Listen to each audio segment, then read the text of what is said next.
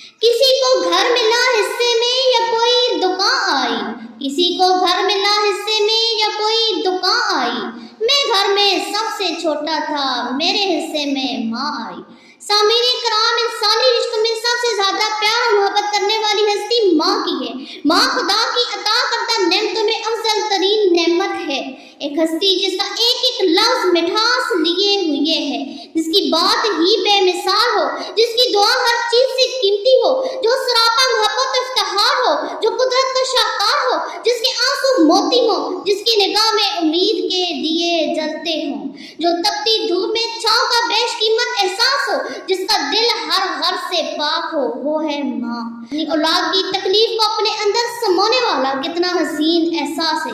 हर धूप में ठंडी छांव जैसा एहसास, ताज़ा फूलों की शगुफ्तगी, नर्म कलियों की ताजगी, चौदहवीं के चांद की चांदनी और दुनिया भर के हसीन रिश्तों की मोहब्बत को जमा करके भी अगर एक अकेली माँ से इसका मुकाबला किया जाए तो माँ का रुतबा सबसे बुलंद होगा। और क्यों ना हो, माँ नाम ही ऐसे हसीन रिश्ते का है इसके आगे दुनिया की हर शय हिज है। तमाम तर परेशानियों मुसीबतों का बोझ उठाने के बावजूद वो अपने बच्चों के लिए कामिल एहसास है। एक बेइंतहा पुरसुकून और आमदेह शजर की मान है जिसमें पनाह गजीन होकर औलाद खुद को दुनिया में सबसे ज्यादा महफूज तस्वर करती है। माँ हमें बचपन से लेकर बड़े होने तक शफकत से पालती है। माँ ही हमें जिंदगी गुजारने की तरबियत देती है, सही और गलत की पहचान करवाती है, जिंदगी के तमाम नशेब व फराज से आगाह करती है। हमारी जिंदगी से बनाती नहीं बल्कि बहुत एहसन तरीके से संवारती भी है।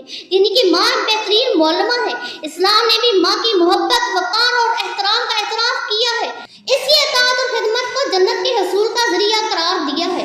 अल्लाह ताला ने जब माँ की तख्लीक की तो इसे रहमत की चादर, पाकीज़ा शबनम, दुआओं के खजानों, जमीन आसमान की वसअतों, जज्बों, चाहतों, चांद की रहमत, खलूस रहमत, राहत, बरकत, अजमत, हौसले और हिम्मत के तमाम रंगों से मुज़य्यन किया, यहाँ तक कि इसके कदमों में जन्नत डाली।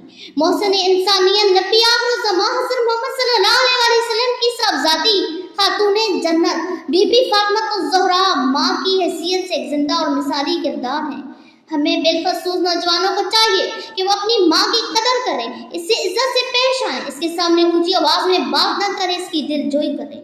गर्ज बुढ़ापे में इसका इस तरह ख्याल रखें जैसे बचपन में इसने आपका रखा था, क्योंकि इसी में आपकी दुनिया और राहत की फलाह पोशीदा है। इसकी खिदमत हमारा फर्ज भी है और कर्ज भी। अगर ये नेमत खो जाए तो हाँ दुनिया की सारी दौलत ही क्यों ना खर्च कर डालो, ये दोबारा किसी को भी नसीब नहीं होती। ये वो अजीम हस्ती है जिसके बगैर दुनिया में हर चीज बेरौनक है। माँ तेरे बात बता कौन लबों से अपने वक्ते रुखसत मेरे माथे पे दुआ लिखेगा।